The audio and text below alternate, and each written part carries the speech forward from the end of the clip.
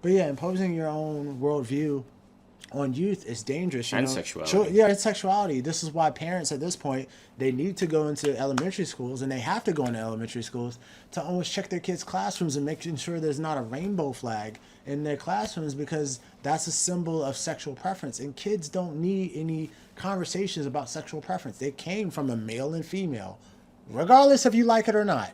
Regardless if you have trauma, you had an issue with your dad, or you had an issue with your mom, it was a male and female that came together that birthed that kid.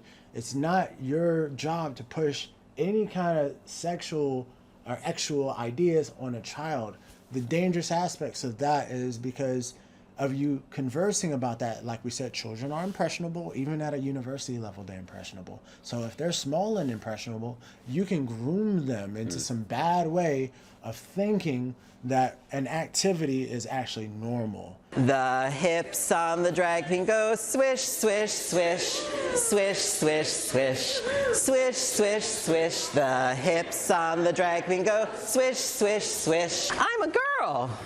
I'm a girl. I'll wear my sparkle rainbow outfit. Do you get it? Everyone thinks that this girl is a boy because she's a little bit of a tomboy.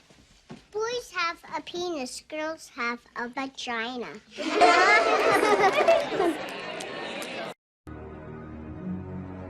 We are grooming the new generation of Americans to be fully embracing of diversity and inclusivity.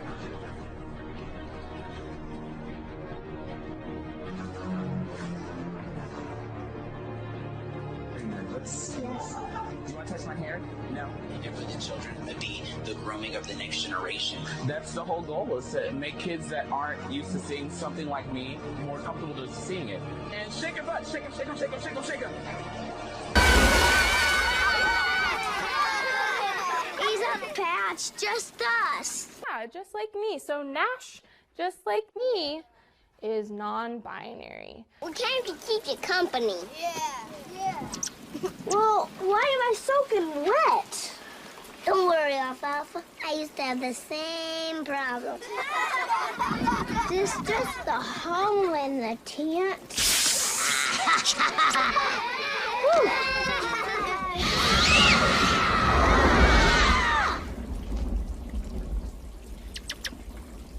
You're not thinking about Darla, are you? No, of course not. Good. I wonder if she's not thinking of me, too.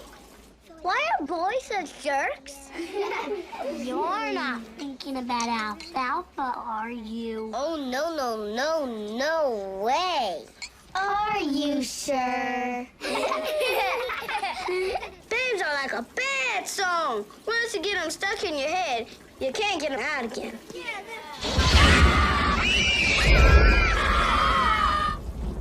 Why do they have to be so different? Girls get along with each other. Boys stand up for themselves. Girls care. Boys take what's theirs. Boys won't listen. All they want to do is talk. They like to moon ya. No, we don't.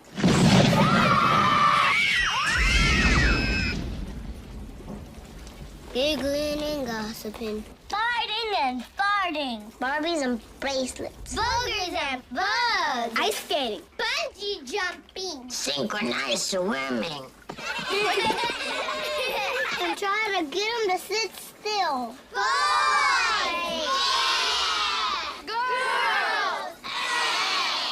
And the worst thing of all, they smell weird!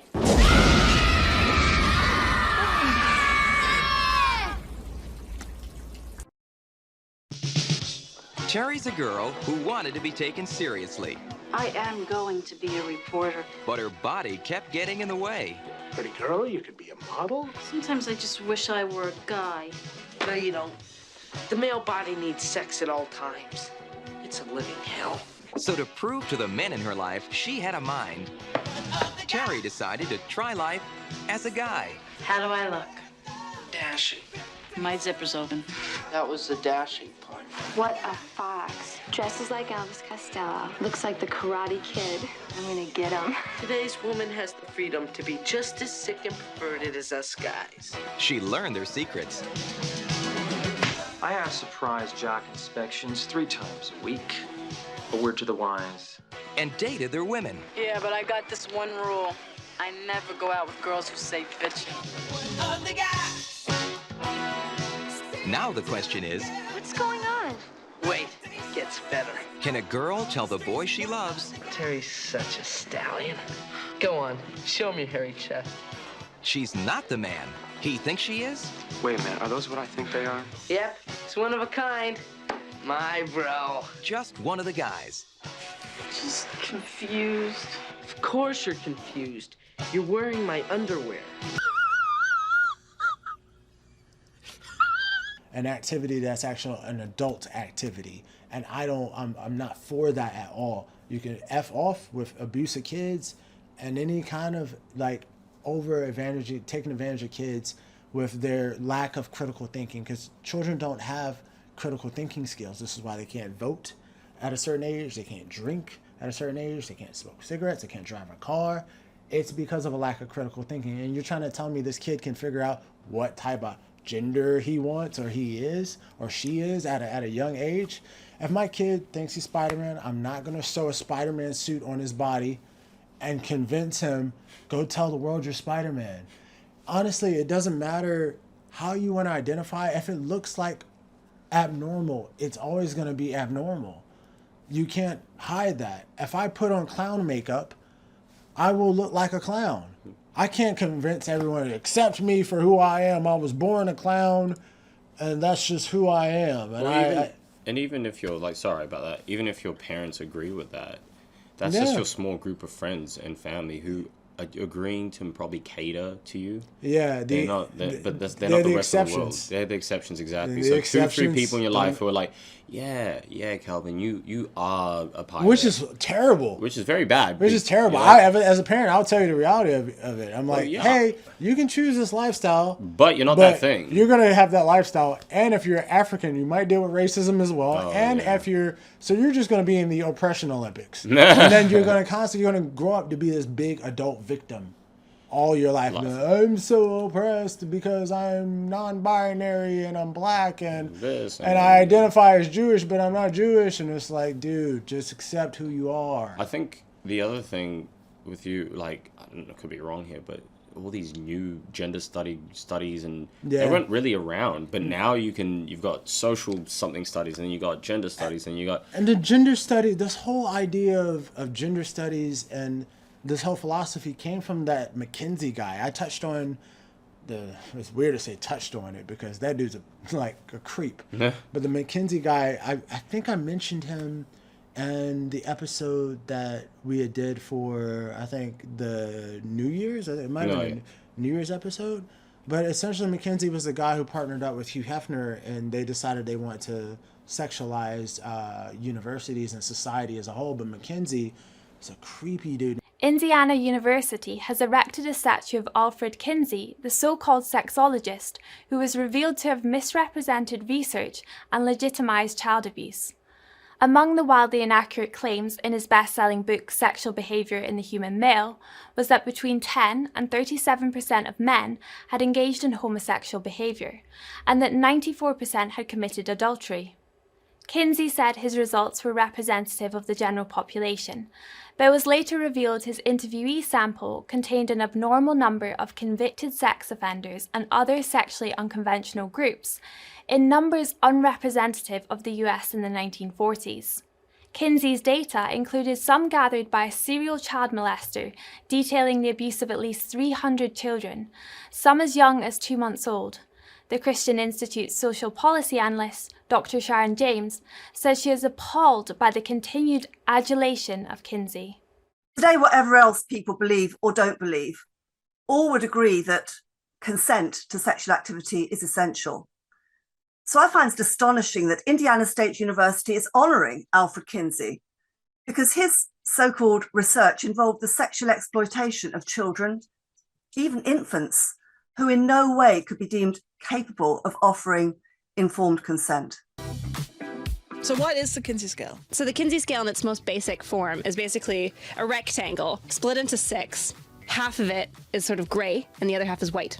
And so it shows basically how much of each attraction you have. 0 is that you're entirely heterosexual, and 6 is entirely homosexual desires. The other numbers in between, so 5, 4, 3, 2, and 1, are all on what I would call the bisexual spectrum. So the public didn't necessarily believe it, but a lot of the professors certainly did, and so it was picked up in universities all over the country, and from there it filtered down to every place. Who funded his study? Yes, well, the Rockefeller Foundation not only funded his study, but when he looked like he was getting in big trouble with Congress, they shifted the money from Kinsey directly into what they called the American Law Institute Model Penal Code, which is why I'm here in the law school, because our laws were gutted and were changed based on all these frauds and these lies.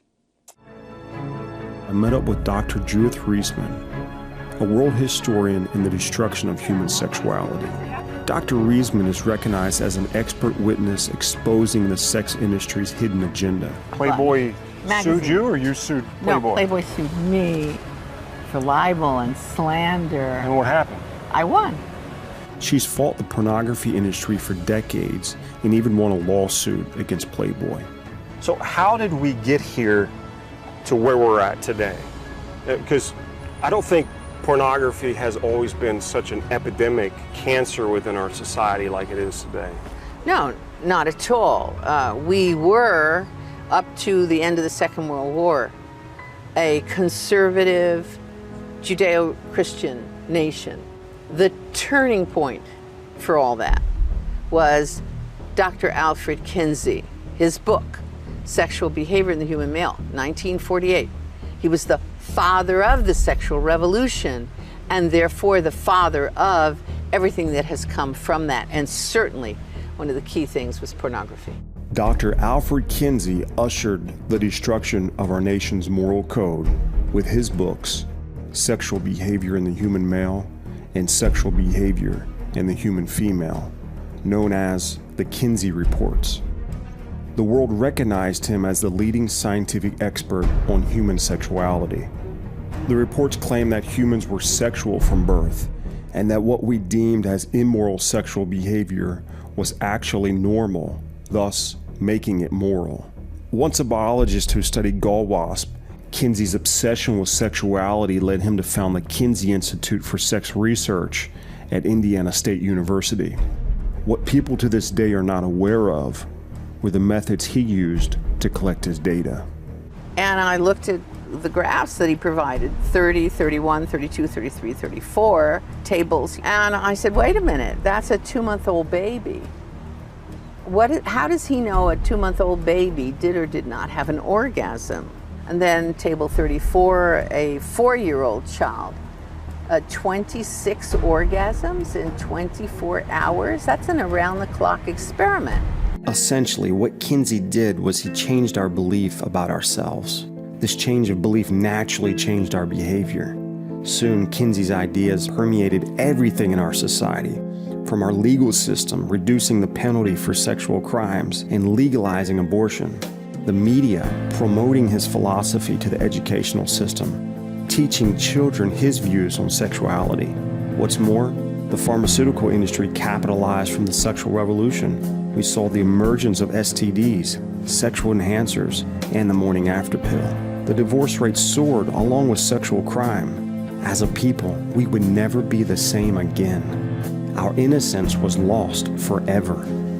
Ultimately, Kinsey's fraudulent data led to the legalization of pornography. One of the virgins in college that read Kinsey and believed him was a guy named Hugh Hefner. Okay, yeah, so he's in college. So Hefner was an advocate for Kinsey's. He reads Kinsey and he says, hey, everybody's been lying to me. They've all been diddling around doing all this stuff, and I have been standing here being a nice guy. Forget it. He says, I will be, and I'm quoting him, Kinsey's pamphleteer. I will be Kinsey's pamphleteer. Really? So from there, he began to advocate for changes in law, and he created a magazine called Playboy, which then he said would reflect what Kinsey had found about human sexuality. In his fraudulent data.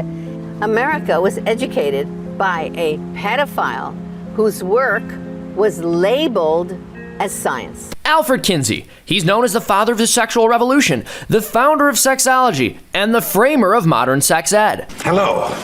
I'm Dr. Alfred Kinsey. Alfred Kinsey is the father of sexology. Alfred Kinsey, the Kinsey scale. You can thank one guy for that, Alfred Kinsey. While he's often portrayed as a self-sacrificing saint scientist, Kinsey was a bad dude who ran a bunch of bad boys. And I mean really bad. Kinsey was complicit in the sexual abuse of children. His own published works included data tables showing children as young as 2 months being, quote, stimulated to, quote, orgasm, while screaming and writhing in pain. He had this data on 200 young boys under the age of 15. But we still revere him and use his data, because being canceled is for statues and working class dudes who said a bad thing on Twitter, not child predators who did bad research. Kinsey may have done bad things, but that doesn't mean we can throw out his good data, because he didn't produce any. Kinsey's research famously found that people of the 1940s weren't following the sexual morals of their time, which isn't surprising because he oversampled prisoners, homosexuals, prostitutes, and other people living outside the status quo of that era, and then claimed that data represented the entire population. His data also suffered from the fatal flaw of being based on self-reporting. Who in the 40s is going to tell their sexual history to a complete stranger? Freaky people, that's who. You heard it here, but don't take my word for it. Abraham Maslow criticized Kinsey and refused to work with him for this exact reason. It's just bad science. And he got away with some other unethical stuff too. As PBS described, he hired a photographer to film volunteers and members of his research staff engaging in sexual activity. Porn! He made porn with his staff members.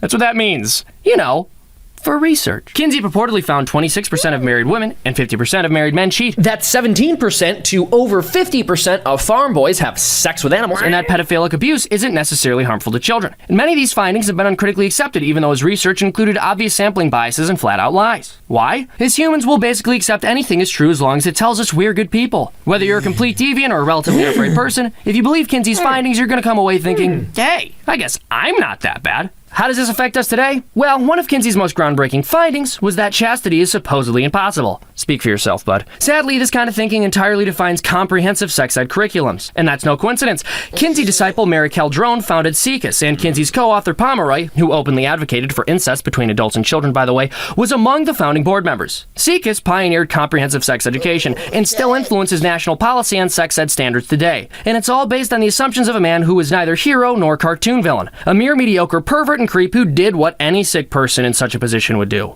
spread his disease. Don't let them spread it to your child. Parents across the country are pushing back against so-called comprehensive sex ed. Join the fight. Don't let people you wouldn't leave your kid alone with determine how they should be taught about sex. He's a guy who prided himself on gender studies, and essentially he wanted to put sexuality on not just adults but on kids as well. And he had an actual Nazi officer that was abusing kids that he was in contact with from Germany, that was abusing kids in Germany and sending back detailed experiments that he did and conducted on little tiny kids.